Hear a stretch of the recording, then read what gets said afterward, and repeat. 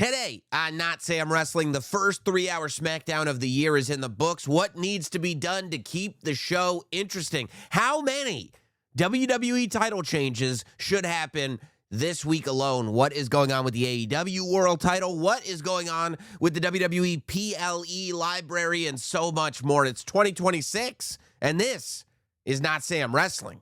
We now say, for the first time in 2026, welcome to Notsam Wrestling, and what a day, what a week, what a year it is surely going to be. A couple of updates. First of all, the Story of John Cena podcast, all 4 parts, the podcast series, is available on the Notsam Wrestling podcast feed. You can get it on audio, you can get it on video, you can get it on YouTube, you can get it wherever you get the podcast.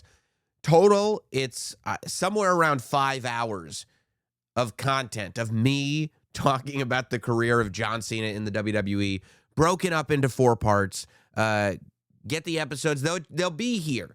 So they're going to be here sitting whenever you're ready for a deep dive into the career of John Cena. I said available on audio and video, and that's because now not only can you get the video for Notsam Wrestling on YouTube at youtube.com/NotsamWrestling, you can also get the video now on Spotify.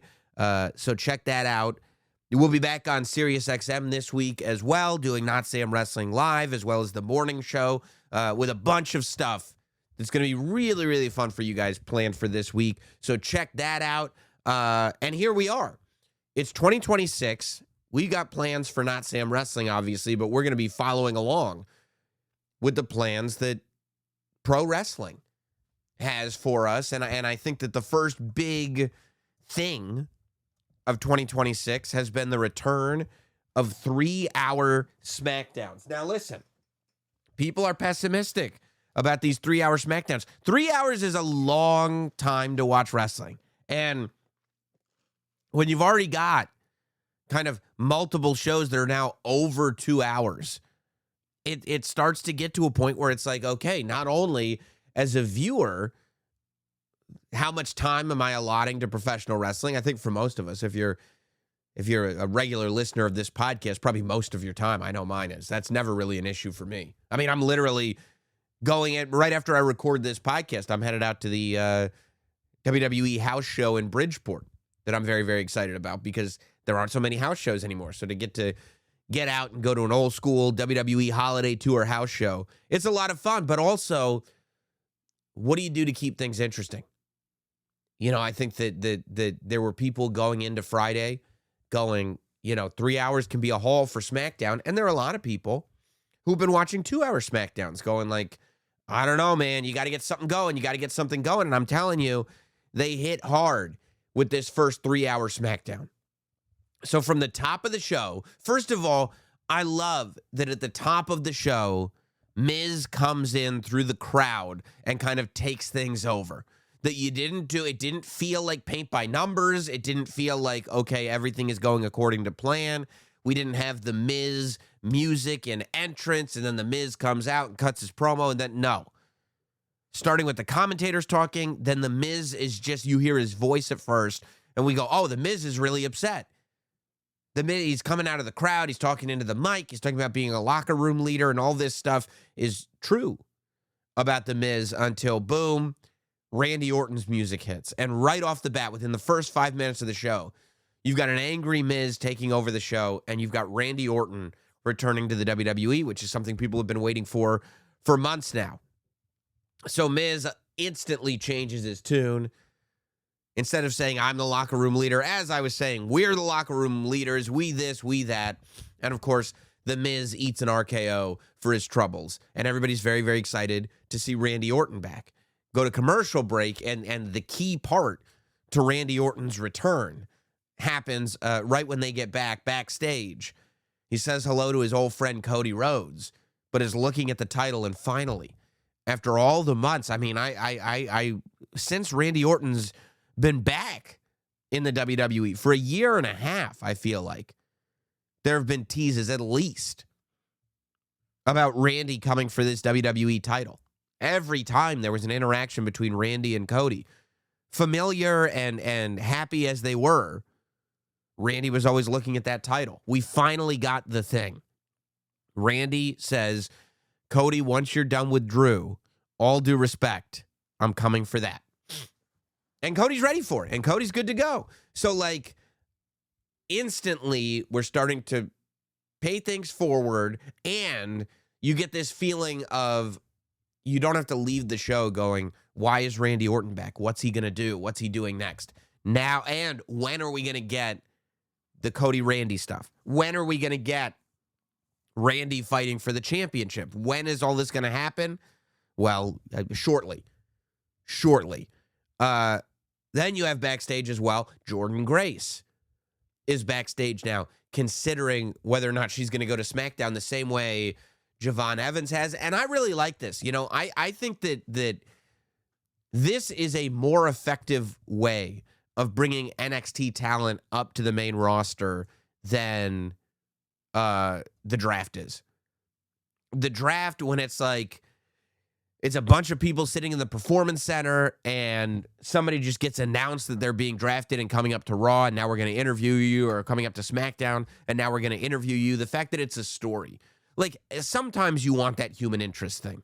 Sometimes you want the real reaction. But that's not really how you bring somebody up if the plan is to right away start telling stories with them. That's how you bring somebody up if the plan is it's going to be a real slow burn, unless it's like Carmelo Hayes is the #1 draft pick. I more mean when it's like you're deep down into the draft and now you're, finding people in that crowd at the Performance Center. Because being the #1 draft pick is in and of itself a story. But I think the idea that like, oh, Javon Evans is about to be a free agent. Trick Williams is about to be a free agent. Jordynne Grace is about to be a free agent. The idea that like, okay, in storyline, these contracts are up and Raw and SmackDown are both after this talent. Because it's almost like, well, if this NXT star is so good, why didn't you call him up a while ago? If this NXT star is so good, shouldn't they have been on Raw or SmackDown for a long time? And if you establish that NXT stars have deals with NXT and Ava and whatever, however you want to phrase it, but eventually, whether it's the end of the year, whether it's whenever, those contracts come up, and then the other general managers can get in there and fight for the talent, I think that creates a far more interesting dynamic. And I think that it also creates this separation between Raw and between SmackDown and between NXT. And I don't think that there's any reason to have separate brands unless you're going to create that separation. So I enjoy more seeing somebody like a Jordynne Grace on SmackDown going, oh yeah, I don't know if this is the place for me or not. And the idea that even, okay, let's say Nick Aldis wants to sign a talent, but that talent is turned off by the actions of somebody on the roster. So now Nick Aldis has a reason to be mad at this person on the roster because that person on the roster is making it difficult for Nick Aldis to bring a talent in. Kind of similar to when, like, if you want to hire somebody or, pull off a big trade or get somebody onto your team, but you have to make sure that the dynamics between players are right. That's kind of what we see play out with NXT talent coming up to Raw and SmackDown. I think it's good. Then you have Kit Wilson coming out to a whole new presentation. And I have loved that over the weekend, the Kit Wilson presentation, the new Tron, the new theme, the new everything. Like, we've seen Kit on SmackDown kind of in these bit parts, talking about toxic masculinity. And it feels like it's been one of those stories that has always just been around because it was never like a big, like, okay, here's how this happened. It was just one day he kind of started doing it, and then it's been around in these backstage segments. But I think that it was a huge step forward on Friday. Like, having that Titantron pull up and the cartoon is on the phone with somebody, and you're like, what is this? And Kit Wilson has this whole entrance and presentation. And I hope they keep going with that. Because the fact that it's been on the internet as much as it has, the fact that people are humming that theme song as much as they are, like, that's how you build a character. And then, just as we think like, oh, Like, that's the headline here. Matt Cardona is back. Woo, woo, woo. And then switches into a new theme. Zack Ryder becomes Matt Cardona. And while Zack Ryder was a part of the John Cena tournament, as was Dolph Ziggler, Matt Cardona is now, and they said it on commentary, even though Michael Cole was being a hater, they said it on commentary that Matt Cardona is a full-time member of the SmackDown roster. So already you've got like Randy's back, Randy's in the title scene. Jordan Grace is potentially coming to SmackDown. Kit Wilson is going to be a new star on SmackDown, and Matt Cardona has been signed and is on the SmackDown roster. I am so eager to hear like what's going to happen with the titles that he holds right now, like the JCW championship and all the other independent titles that he holds, like how much of his third-party stuff, meaning like the major podcast, the toy line, there's so much other stuff that he's got his hands in. I'm very curious to see how that all works with the deal that he's got with WWE, and I'm happy to say that as far as I know, his deal with SiriusXM remains unchanged.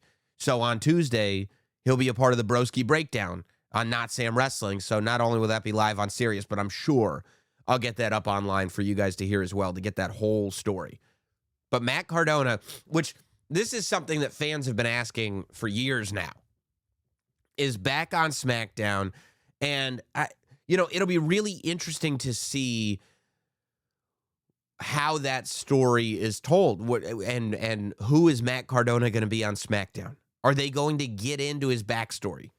Or are they going to get into what he's been doing over the last several years? Are they going to get into how self-made he is? Are they going to get into the fact that he's married to Chelsea Green? Are they going to get into all of this stuff that is the kind of lore behind Matt Cardona?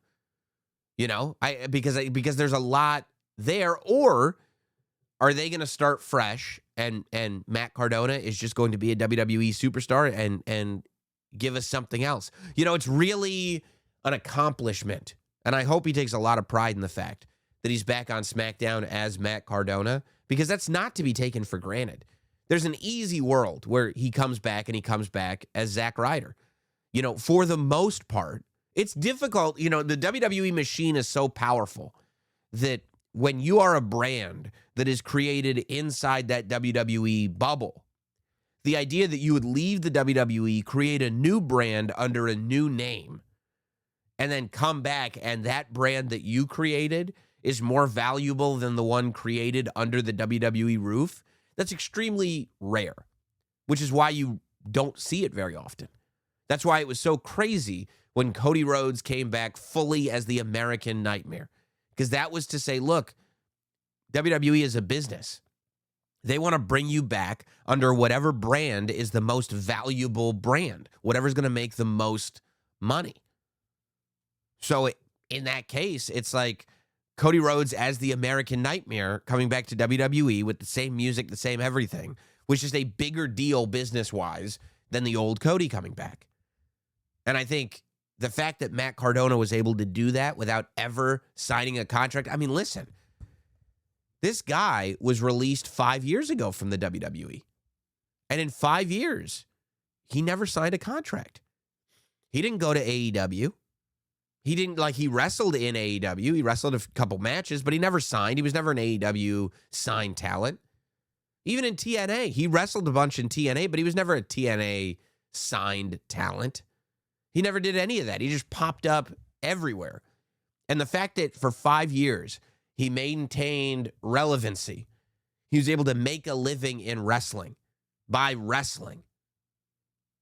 And without being under contract with anyone exclusively at all, that's a remarkable feat. Nobody's really been able to do that. Like, that's something that we're going to have to really break down and study at some point, because it really is a remarkable story. Then you had Sami Zayn coming out, and Sami Zayn acknowledged that he's been saying this for a while now, but he's back to saying he has to be a world heavyweight champion in 2026. He said it in 2025. He was not a world heavyweight champion.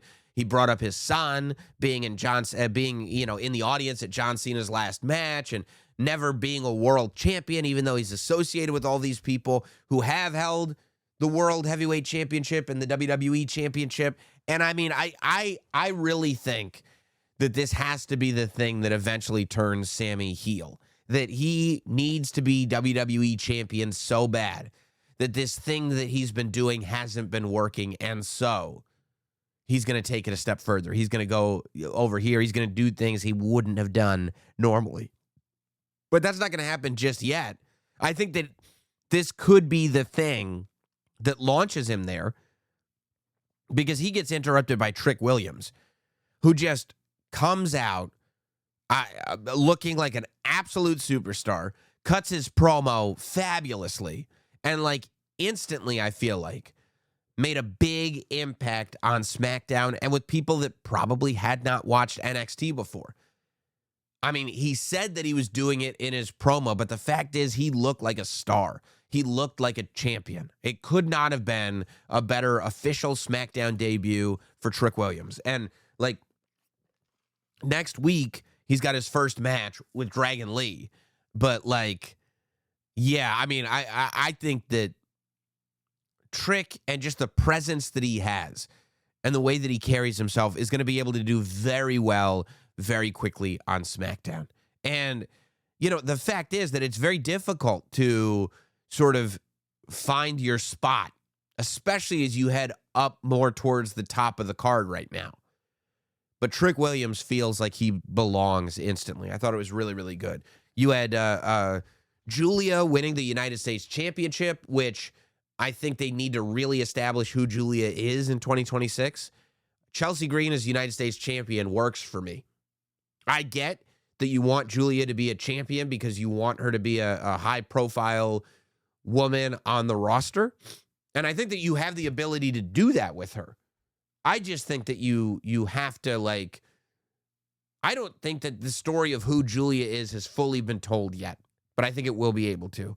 You had Mello beating Johnny Gargano and saying he is going to bring back the U.S. Open Challenge. So you've got another one of those things where it's like, I think that a lot of the audience was ingratiated towards Ilya Dragunov because they just got to see him have great matches on SmackDown every week. I guess we're going to get that with Carmelo Hayes too. The rumor mill's going crazy that as Johnny is having this singles match, that Tommaso Ciampa may not be sticking around the WWE all that much longer. I don't know if that's true. Those are the rumors. But if that is the case, I'm very interested to see where Ciampa goes. I think Ciampa is incredibly talented. And, you know, I think all you have to do is go back to the Johnny Gargano-Ciampa rivalry from NXT Black and Gold to see what this guy is capable of. I think he's capable of a lot. And then you've got, of course, Damian Priest defeating Aleister Black definitively. I had said last week that a direction you could have gone, a direction I might have gone, is to have Aleister Black and Damian Priest on the same team. But I think that they're trying to really build Damian Priest as a babyface and build him as a top of the card babyface. And I think that this move did it. The main event of SmackDown was really good. The ambulance match, you know, having Aleister Black get kind of shoved, you know, off the top of that ambulance through the tables. The scene where Rhea Ripley is waiting for Zelina Vega. It felt like it was effective. It was a really good episode of SmackDown, and I think it was headlined by the Cody Rhodes Drew McIntyre promo, where you had Cody Rhodes first. Cody Rhodes taking it further into that space of I'm the man and being aggressive about it. You know, Cody Rhodes taking ownership of being the guy more so than he has recently. Not necessarily needing to be the nice guy anymore. Cody Rhodes going like, hey, I'm smarter than you guys are giving me credit for. I know what I'm doing.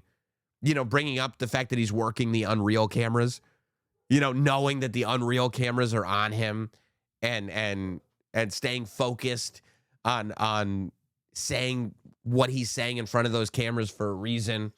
Bringing up everybody's nicknames, the best in the world, the game, but pointing out that he's the one who's the champion. And I think that that's important, man.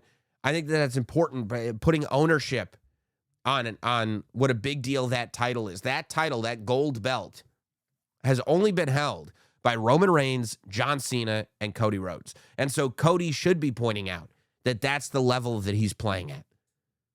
And people want to come for him and people want to take him for granted. Well, good luck, because this is where we're at. And then, of course, Drew McIntyre steals the photo of Dusty Rhodes from Cody's bus, lights it on fire, the whole thing. I thought it played out really, really well. We're going to talk about Cody and Drew in a couple of minutes. But I thought that it only added all of that stuff happening on this 3-hour SmackDown. I thought was really, really important for creating momentum, putting out a really good show with a lot of really new stuff. I think that you're going to see that on Raw too. I think you're going to see new stuff. As I said, last week, I think that, and the week before, I feel like, I think 2026 is going to be all about new faces, new people, new stories. And I think you're going to see that on Raw as well. But I think the question has to come up, which is, what do you do to keep SmackDown where it's at right now? It's one thing to have a 3-hour SmackDown that goes as hard as this week's 3-hour SmackDown went. It's another thing to be like, this is what we're going to be doing every week with our 3-hour television show. It'll be Joe Tess and Wade Barrett on commentary, Michael Cole and Corey Graves going over to Monday Night Raw. So what's going to make SmackDown special? And I've got to tell you, I had this feeling watching SmackDown this week like it was going back to what SmackDown was in 2016. Kind of 2002 as well, but there have been those two eras, 02 and 16, when it was like, okay, we're going to work hard to create an identity that is specific and individually for SmackDown. And if we're effective, it's going to work. And I think that what it takes is having talent and telling stories that are individual to SmackDown. I think if you're going to have 3 separate brands, there are ways that you can make those 3 separate brands feel like 3 separate brands. I think that if you're going to have a 3-hour SmackDown, you should be putting on a show where people are able to realistically have the debate as to which is their preferred show, Raw or SmackDown. And not just because, Roman's on this one, but Cody's on that one. It's like, no, the shows have to feel different. And in 2002, Raw and SmackDown felt different. And in 2016, they went back to that formula with Raw and SmackDown feeling different. And I think that that's the exact same winning formula that I would love to see them go back to. I think that SmackDown really needs to become this place for new faces and for new talent, where you can see somebody and go, that feels like a SmackDown act. In 2002, it was not only new talent coming in, like Cena and Batista, but it was also like the great wrestlers, right? It was Rey Mysterio, and it was Edge, and it was Kurt Angle, and it was the SmackDown 6, and it was all this cool stuff that wasn't happening on Raw. Raw felt a little bit more established. Raw felt like it was the spot where the real star power went to, whereas on SmackDown, you were watching stars get built. On Raw, it was like, those are the mainstream guys. On SmackDown, it was like, yeah, but these are my guys. These are the guys that I've watched, and girls that I've watched come up. And I love what's going on over here. And they're giving Raw a run for their money. And you want to see it. And you start to root for it, I think that, just at what you're looking at, look at the new talent that's already happening.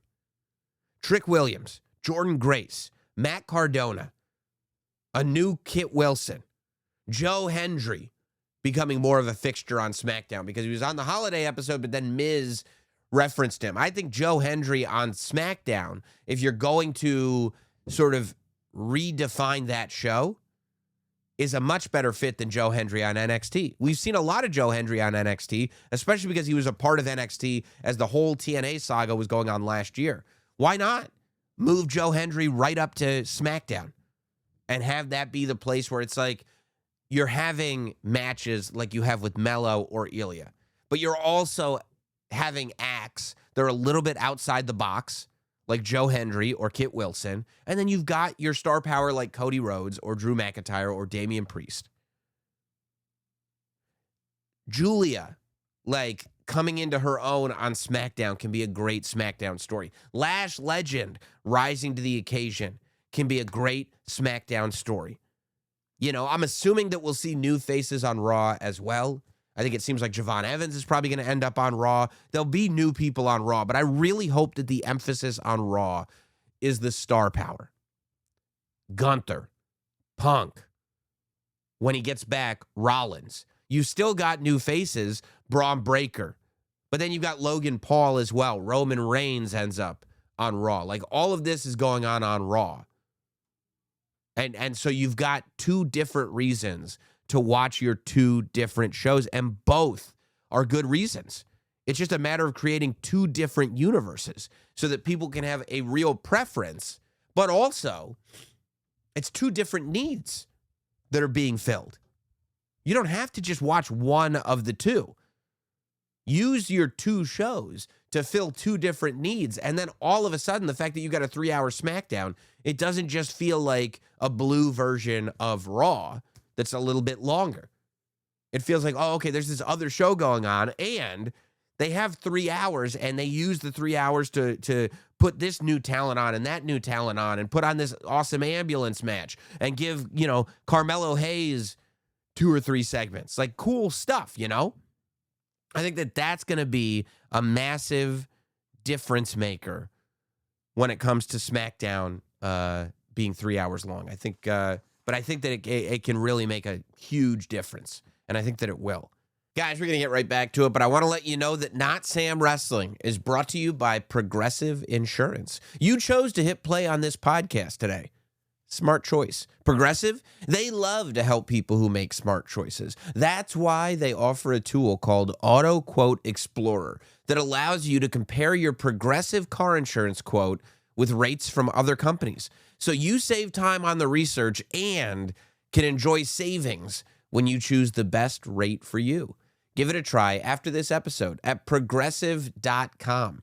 Progressive Casualty Insurance Company and affiliates, not available in all states or situations. Prices vary based on how you buy. This week, or last week, I guess it was like over New Year's, I started realizing that the WWE PLEs were disappearing from Peacock. And it really did make me feel like I was coming down to the buzzer, because when I was doing those John Cena podcasts that I put out last week, as I was writing them, I was watching all the segments, all the video packages, all the matches from different TV shows and PLEs. That's how, like it wasn't enough. Like, literally, I would put into ChatGPT, give me a breakdown of this year for John Cena, and they would get it wrong. I was arguing with ChatGPT about, like, that didn't happen in 2014. That didn't happen in 2013. Oh, you're right. So I'm like, forget that. So, like, you're looking at AI, you're looking at Wiki, you're looking at YouTube, you're looking at Peacock. You're like all these sources all combined so that I can tell the story accurately. But as I'm watching a lot of these shows, it says 4 days left, 3 days left.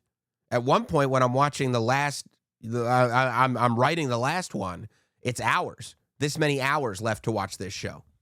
And I'm like, oh man, they're all disappearing. And I go, I wonder what's going to happen.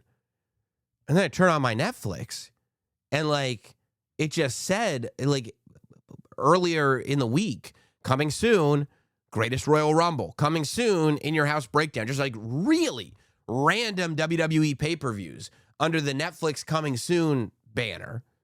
And then over the course of like January 1st and January 2nd, as all these PLEs disappear from Peacock, all these PLEs just show up on Netflix, to the point that I think Netflix has a pretty close to complete pay-per-view and premium live event library for WWE on all the Netflixes, not just the global Netflix or the, you know, outside of America, but everywhere, which is great. I love that they're all up there. I mean, I feel like, you know, in whatever it was, when they introduced the WWE Network, it was like they were opening Pandora's box. You know, you can't put the genie back in the lamp once you do that. It gave fans access to the entire library of WWE's content, and I don't think that any of us are really keen on letting that go. We want it, and honestly, as Peacock goes away, and it's great that these pay-per-views are showing up on Netflix, and you're seeing more and more, literally in the last week, classic content showing up on WWE's YouTube channel and WWE's Vault YouTube channel. And that's all great too. I hope it all keeps popping up on the YouTube channel. Like, I was just watching a dark match between Mr. Perfect and Dusty Rhodes, which was unbelievable. But man, I hope that we get a full TV library somewhere. I mean, I remember like when they put out like a DVD box set of like the top 10 episodes of Raw, or the top 20 episodes of Raw, or whatever it is. And they were full episodes on discs. And I was going crazy for that.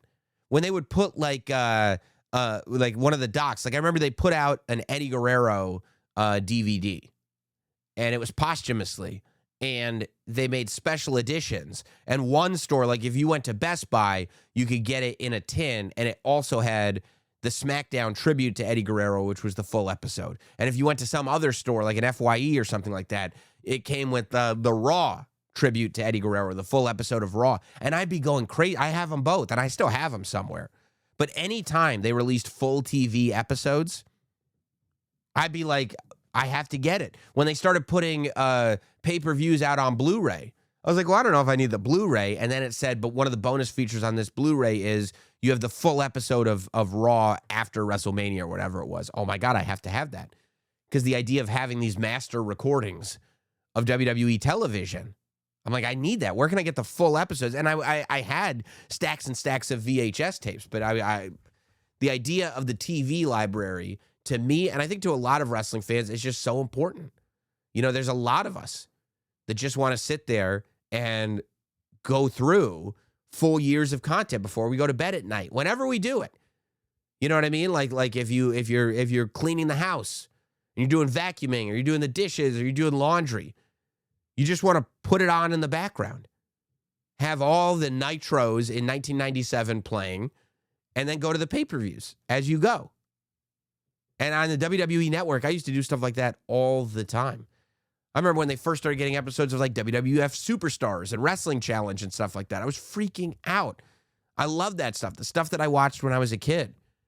But, I don't know where it's all going to go, if it's going to end up in one place. I don't know, the business behind it. Obviously, you want to monetize it to the highest possible level. That's part of running a business. That's how I would want to do it anyway. But I've got to tell you, I would easily pay $10 a month, or I would even $15 a month, whatever it is.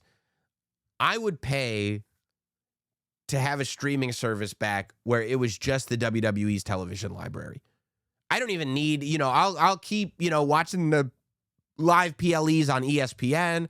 I'll watch the Saturday Night's Main Events on Peacock. The live stuff, put it wherever you want to put it. I'm fine with that. That's the way of the world. This idea that like you now have to have multiple streaming services. Yes, you do. Try being a fan of any sport. Anybody that puts out this amount of content. Like, it's one thing if it's a television show, right? If it's The Office. Yes, there are a lot of episodes of The Office, but it's whatever it is. It's however many seasons, and here are the episodes. But when you're actively putting out 2.5 hour long episodes of Raw every single week, 3 hour episodes of SmackDown every single week, 2 hour episodes of NXT every single week, like PLEs, like everything, then yes, the way of the world is it's going to be broken up into different streaming services. As a fan, it's not the funnest way to do it, but if you're in terms of watching the same way, back in the day when everything was on cable, the shows would be on different channels. Because you're trying to make a deal for TV rights for this show, and then make another deal for TV rights for that show, and make another deal for TV rights for that show. It's the way you should be doing it. The NFL, if you want to watch every NFL game, you've got to get multiple services. If you want to watch every Major League Baseball game, you got to get multiple services. So that, I don't really take issue with. It is just a way of the world in consuming content. But in terms of the library, especially the really obscure stuff, in terms of watching episodes of ECW Hardcore TV, in terms of watching episodes of Superstars of Wrestling, in terms of like that stuff, even if you keep the PLEs on Netflix or whatever, like I would love for there to be some kind, and you could put them on YouTube for free, but like just because they'd be all in one spot, and the network was broken up like perfectly. The WWE network, like just the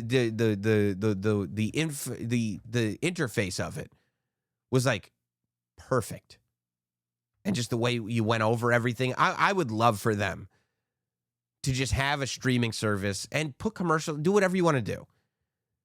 But just to have, even if it's a non-exclusive streaming service of here's the full library, here's all of our shows. I'm like, yeah, what do you want for it? What do you want for it? I'll go over here to watch Raw. I'll go over here to watch SmackDown. I'll go over here to watch PLEs. That's fine. If there's an additional thing where I can get the whole library as well, yeah, I want the whole library. And I feel like even from a business perspective, like the library itself is a separate asset. Like it's kind of an amazing thing. Raw is an asset. SmackDown is an asset. NXT is an asset. The PLEs are assets. The documentaries are assets. LFG is an asset. And the library is an asset. And the live events are an asset. And the merchandising is an asset. Like all of it is all of it. And they all should be looked at as separate assets. But that's all to say, I really just want the streaming service that has the whole library. Just give me something that's a WWE app that has all my WWE on it, all the library, so I can go back and watch random episodes of Raw from 1994 where nothing happened. I want to see everything that happened in the Mid-Hudson Civic Center in Poughkeepsie, New York. You know, and not just one match. I want the full episode of television. I just want it on. I want to live in existence where that can just be on all the time. Walk into a room and look at that. Some wrestling, like Bret Hart is wrestling an enhancement talent in 1995. I want that to just be on. Am I weird? I don't think so. I think a lot of us are like that. Speaking of libraries and everything, AEW is starting to complicate things. It wasn't a good segue. This has nothing to do with libraries, but the AEW title picture took a new turn on the New Year's Eve episode of Dynamite, where MJF came out and he brought the Triple B back. His the big Burberry belt is back, and he wore it, his pinstripes. He was just vintage MJF, and I'm interested to see where this is all going to go, because you've already set up 4 challengers for MJF. Inside of one promo, you've set up 4 challengers for MJF. And I love the idea that MJF is now the champion of an AEW where things are more competitive, where there's more people scrapping. Swerve was not in the title picture when in a serious way when MJF was champion. Samoa Joe was not a multi-time champion when MJF was champion. Hangman Page was a completely different Hangman Page when MJF was champion. Now you've got Kenny Omega showing back up. So MJF comes out and he cuts this promo and he's got his I'm better than you pinstripe suit. He's got the whole thing. Unveils the new title and everything. And then Kenny Omega shows up on the big screen. And Kenny Omega talks about the fact that he wants to see if he can still be champion. What would happen if? Kenny Omega makes it clear. And I don't think that anybody had that on the bingo card. I think that when you were looking at potential MJF opponents, I don't think people had Omega on that card, but there he is.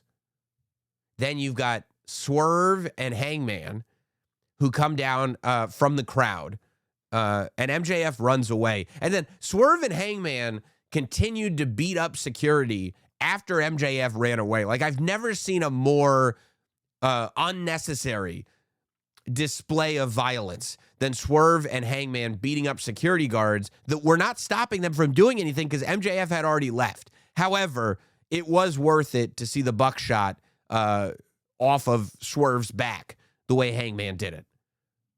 And then you've got Samoa Joe, who's on the screen saying he wants to be the one to get the rematch. The tag match is made between Hook and Hobbs versus Swerve and Hangman, which I love the Swerve and Hangman team. There's just so much history and significance in the two of them as a team.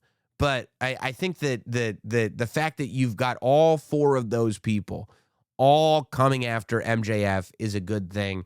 I think that coming off of the Continental Classic win and everything, that eventually you've got to get to Mox versus MJF. I would hope so. I don't know if that's where you're going to go, but like, I think the one thing I'd like to see from AEW, I love that going into 2026, they've widened that world title picture.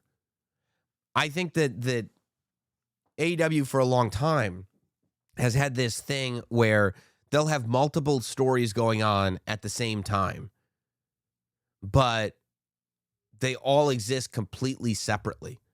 I'd love to see for that everything to kind of come together more cohesively. You know, I'd love to see like the fact that Mox turned babyface at the end of the Continental Classic and is probably going to have an altercation with the Death Riders at some point. That should also put him in contention. If he's a giant babyface now and we have a giant heel as AEW champion, we should be in a spot where that collision course has to happen sooner rather than later. I'm sure Will Ospreay is going to be back at some point soon as well. So there's a lot going on there. And of course, you know, coming off of Wrestle Kingdom over the weekend and Tanahashi having his very last match, you know, Okada is at an all-time high right now, and I think that the Okada Takeshita rivalry is going to be massive too. But again, if Takeshita beats Okada and comes across as a massive babyface, then guess what? He should be another one that Max has to worry about as AEW champion. And at some point, Kyle Fletcher should lose the TBS title and Don Callis should turn on him. And then you end up with Kyle Fletcher versus the Callis family, but that is eventually going to lead to at least conversations about that Kyle Fletcher and MJF have to have some kind of match. So who's going to be that guy who is the babyface that stops MJF? Is it Hangman? Is it Swerve? Is it Kenny? Is it Ospreay? Is it Mox? Is it Fletcher? Like, when you can build out like that, I think that you're doing something very, very right. Also, how about Mercedes losing the TBS championship? Mercedes loses the TBS championship, the downward spiral of Mercedes. Now, I've got to imagine, if it's me, I'm playing out this downward spiral of Mercedes Moné. Ultimo Moné losing championships left and right to the point that she has none left. When Mercedes has no championships left, I think that's when she goes after the AEW Women's Championship. That's when she finally gets the one title she never got before. And we get to then start the next phase of Mercedes. We're going to get right back to it, but can we be real for a moment?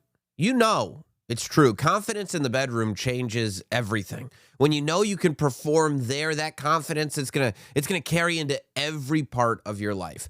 That's where Rugiet's Go Long comes in. This isn't just another pill. This is a confidence game changer that's designed to help you get, well, harder and last longer when it counts. Go Long combines 2 doctor-trusted medications in one dual-action pill that works faster and lasts up to 36 hours. No more timing anxiety, no more second-guessing yourself. Imagine walking into any situation knowing that you've got what it takes. That's confidence. That's what Go Long delivers in bed and beyond. Getting started is simple. Connect with a board-certified doctor 100% online at Rugiet.com. If prescribed, your treatment ships discreetly to your door. Ready to level up your confidence? Connect with a provider at Rugiet.com and use promo code NOTSAM to get 15% off and to see if a prescription is right for you. That's RUGIET.com and use code NOTSAM to get 15% off today. Use the code to support the show and so Rugiet knows that we sent you. Speaking of title changes, the question is, we were talking about this a little bit at the beginning of the pod. Should Drew McIntyre still beat Cody Rhodes after that Randy Orton interaction on SmackDown? So we know now, I believe the announcement was made for 3 Stages of Hell that we're doing normal match, street fight, cage match. I think that's what it was. I think it's slightly different from the one they took 2 of my potential match types. But I never like regular match in a 3 Stages of Hell match because that feels just like, that doesn't feel like a stage of hell. You know what I mean? That just feels like a match. I think that's what it is. It's, stage 1 is a straight wrestling match. Stage 2, Falls Count Anywhere. That's right. Stage 3 is a steel cage match. Because that's what, I love, because as Falls Count Anywhere and steel cage are the opposite of each other. But I would have far preferred Falls Count Anywhere, steel cage, then last man standing. But regardless, I think it's going to be great. Shocker, right? Normal match, steel cage, Falls Count Anywhere, and steel cage. I still think Drew needs to win the WWE Championship at SmackDown. I think Drew needs to come out of the 3 Stages of Hell as WWE Champion. And I know that Randy Orton and Cody Rhodes had their confrontation. Regardless of that, I think Randy versus Cody is something that you'll get to down the line. Randy Orton said, I'm coming on after the WWE Championship when you're done with Drew McIntyre. If Drew wins the title, I think the story that you're now telling is Drew and Randy, and eventually getting to Cody Rhodes. You know, I think that's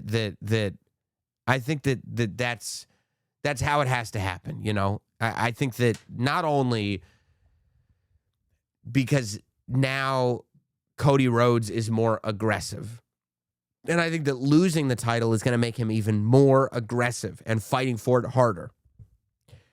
Also because they're in Europe, and Drew McIntyre needs this to happen in Europe. But I think the Randy Orton thing plays into this perfectly. There are 2 things that you can do here.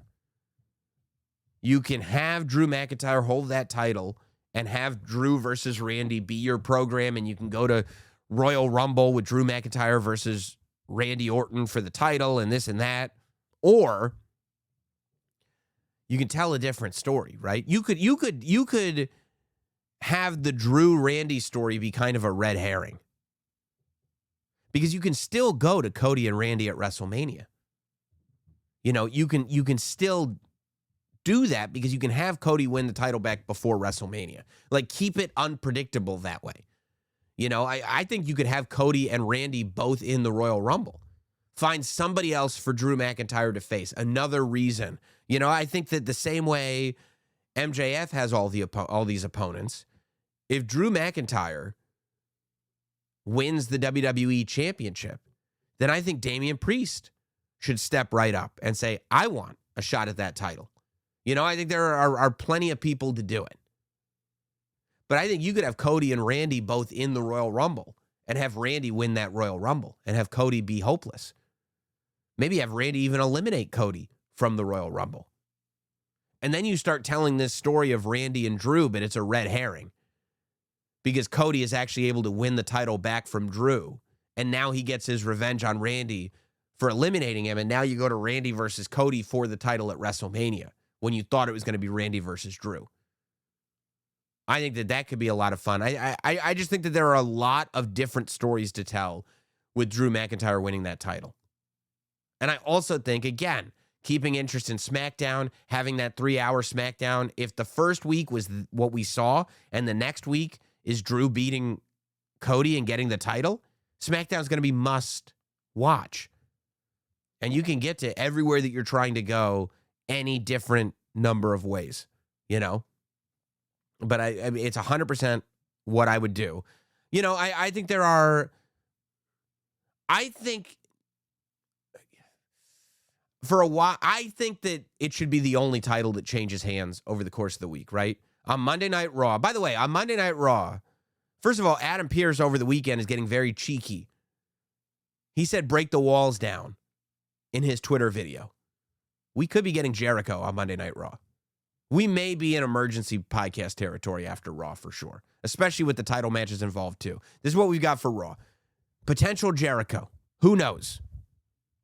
But you've also got Liv Morgan in her first singles match back versus Lyra Valkyria. Okay, good. You've got Becky versus Maxine for the Intercontinental Championship. If you're putting the title back on Becky, I think get Natty involved. Maybe have Natty cost Maxine that title. You know, have Natty come back, and that way you can do Maxine and Natty. I wouldn't mind if Becky got the title back. She'd be insufferable, but I wouldn't mind if she got the title back, especially if it led to Maxine versus Natty with Natty as a heel. And not Natalya, Natty.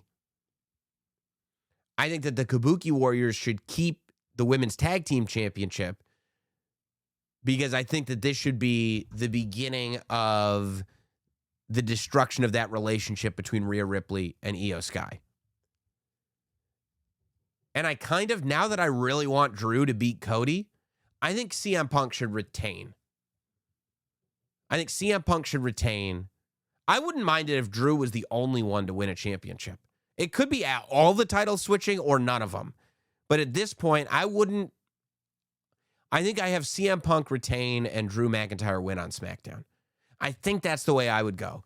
But I'm interested to hear what you guys think. It's going to be a hell of a week. We're going to have a lot to talk about. Let's start right now.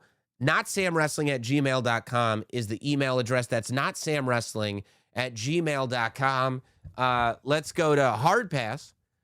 Can you give me some predictions on when and what we'll see with Kevin Owens and Chad Gable returns? I'd love to see Chad come back as a legit killer, maybe pause the comedy stuff for a while and just turn into a wrestling machine. Well, you know, with Kevin Owens, I think he's got to be a babyface when he comes back, kind of unfortunately. I wouldn't mind Kevin Owens coming back as a babyface only to break everybody's hearts because it's been a long time since we saw Kevin Owens as a real heel, and he's really good at being a bastard. But I couldn't agree more about Chad coming back as an absolute machine. I think because I saw that photo that he posted on social of just, you know, him working out and just looking like just absolute Shaq Diesel. I would love to see Chad Gable come back as a machine and almost like, and I don't know, you know, like, I would love it if early on they did Grande Americano versus Chad Gable and Chad just killed him. Just to declaratively state this is a different thing. You know, there's been a long time that I think a lot of us have said Chad Gable needs a push, Chad Gable needs this, Chad Gable needs that. I mean, and you might even, it might be good to do it on Monday Night Raw, to tell you the truth. I think you could really elevate Chad Gable with this return. I think the fact that it was like goofy Chad Gable, then it was Grande Americano. And the thing about Grande Americano with Chad Gable was that we were all entertained by it, but it also got over because we realized how good Chad Gable was at actually wrestling. But I think he has the potential to come back and be like a pretty top tier guy if he just comes back and absolutely wrecks people. And I think people have really been waiting for that as well. Let's go to JP from St. Louis. First, I'd like to acknowledge the last professional broadcaster. Well, I appreciate that. 5, 2! My original and only podcast tribal chief. My 8-year-old son and I are planning to rewatch some Royal Rumble matches in the weeks leading up to the Rumble. What are your top 5 individual Rumble matches? Okay. You got to go 92 for sure. You got to go. So 92. You got to go 2020. You got to go 2002. You got to go Because sometimes you got to think about the winners too. Because there are some rough ones there. Like 2014 was not great. That was Batista winning. 2015 was Roman Reigns winning. That was not right. I think probably the second Cody win. I think that was a good one. So that was 24. I don't know if it was, or no, that was 24. So that's 4. And then let's go old school for posterity's sake. And let's go with, I don't know if I want to go 2000, maybe even older than that. 91, 92. I mean, maybe you go 97, just so you can see Mil Mascaras eliminate himself from the Royal Rumble, because no yob. So I'll go 92. These aren't, this is just off the top of my head. These would be fun. 92, 2020, 2002, 2024, and 97 are all really fun. That's probably, yeah. I think that would be good. Actually, no, not 97. Go with 2007. Or is it 2008 at the Madison Square Garden? Royal Rumble, John Cena, MSG. Yeah, 08. Okay, so no, never mind 97, 08. So I would go 92, 2020, 2002, 2024, and 2008. Those are the 5 matches you and your kid should watch. Mark in Tarzana. 5, 2. Happy New Year, my PTC. Hope yours was good. It was fantastic. I have a hypothetical question for you. If I'm Triple H and I recruit you to join the WWE creative team, which brand would you want to work on? Smackdown. Easy Smackdown. Now pitch me a men's, women's, and tag team story. Well, okay. So I would work between Randy Orton, Drew McIntyre, and Cody, which, have Drew McIntyre win the title, which will get you to Randy versus Cody at WrestleMania.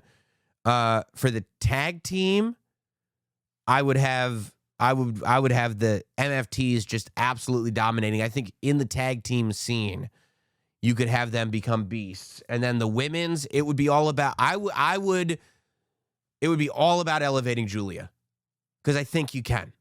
I would change her entrance. I would get rid of her manager.